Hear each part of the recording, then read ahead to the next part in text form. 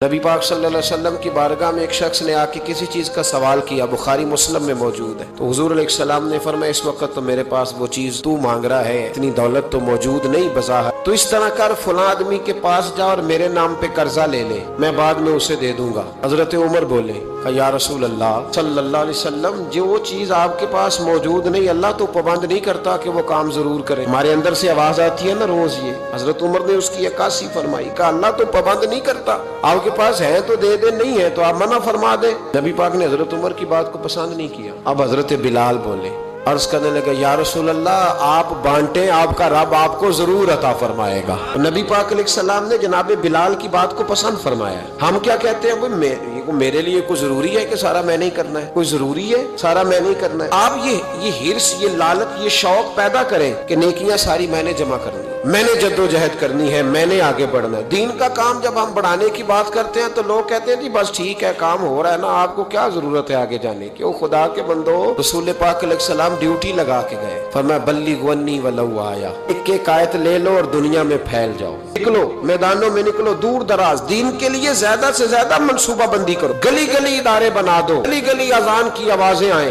ہر چوک میں دین کا پیغام پھیلے، ہر گھر میں مراکز قائم کرو، اس میں ہرس پیدا کرو، لالچ پیدا کرو۔ مکانات بنانے کے لالچ سے حضور نے منع کر دیا، اس لالچ کو پسند نہ فرمایا۔ نبی پاک صلی اللہ علیہ وسلم نے تفاخر کے لیے، غرور کے لیے، جمع کرنے کے لیے اور ایک دوسرے پر جتلانے کے لیے دولت اکٹھی کرنے سے منع فرمایا۔ ایک شخص گزر رہا تھا تو بڑی تیزی سے گزرا نبی پاک صلی اللہ علیہ وسلم کے سامنے سے۔ حضرت ابو درداء رضی اللہ تعالیٰ عنہ کہتے ہیں ایک صحابی نے کہا دیکھو کتنا چست ہے، کاش یہ چستی دین کے لیے ہوتی۔ تو نبی پاک علیہ السلام نے فرمایا اگر یہ اپنے بچوں کی روزی کمانے کے لیے جا رہا ہے تو پھر بھی اللہ کے راستے میں ہی ہے، اگر یہ ماں باپ کی خدمت کے لیے جا رہا ہے روزی کمانے تو پھر بھی اللہ کے راستے میں ہے۔ حضور نے فرمایا اگر اس لیے جا رہا ہے کہ میں ذرا دوسروں سے دولت زیادہ جمع کر لوں تو پھر فرمایا یہ شیطان کے راستے میں، یہ پھر دین کے راستے میں۔ وہ جو تفاخر ہے نا، ہمارے ہاں دوڑ لگی ہوئی ہے، دولت ہی دولت، اس لالچ کو پسند نہیں کیا۔ یہ طمع ہے، یہ دوڑ ہے، یہ انسانی خواہشات کا وہ سمندر ہے جو کبھی پر نہیں ہوتا، یہ وہ طلب ہے جو کبھی پوری، وہ نشہ ہے جس سے انسان کبھی سیر نہیں ہوتا۔ اور قرآن پاک نے مثال دی، فرمایا الہاکم التکاثر، تمہیں غافل کر دیا ہے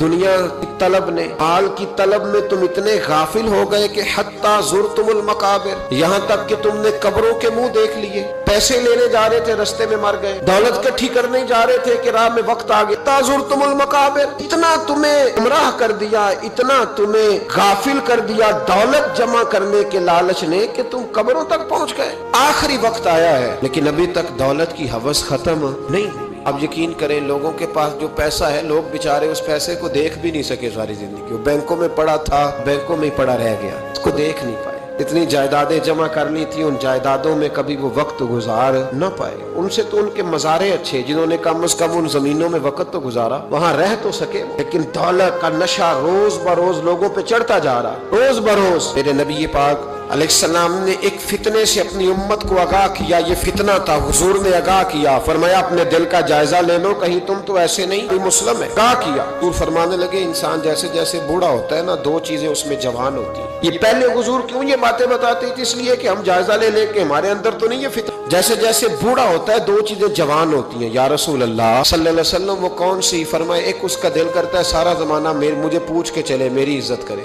وہ سمجھتا ہے کہ اب ہر آدمی مجھ سے پہلے پوچھے۔ دوسرا فرمایا جیسے جیسے بوڑھا ہوتا ہے اس کے اندر دولت کا لالچ بڑھتا جاتا ہے، اس کی ذمہ داریاں کم ہو رہی ہیں پر اس کا وہ لالچ، وہ ہوس، وہ نشہ وہ اتر نہیں رہا، تباہ کر دیتا ہے۔ یہ قیدی ہے شخص جو دولت کا پجاری ہے، یہ قیدی ہے، ختم نہیں ہوگا۔ جناب عیسیٰ علیہ السلام کا ایک فرمان رستے کھولتا ہے۔ آپ فرمایا کرتے تھے دنیا کی دولت کو اپنا آقا نہ بنانا ورنہ یہ تمہیں گمراہ کر کے غلام بنا لے گی۔ اسے کبھی بھی اپنا آقا، کچھ لوگوں کا دین ایمان کچھ معاذ اللہ دولت بن گئی۔ انسان کا نفس چھوٹے بچے کی طرح، اس کی ایک خواہش پوری کرو تو یہ دوسری مانگتا ہے، دوسری پوری کرو تو تیسری، پوری کرو تو چوتھی۔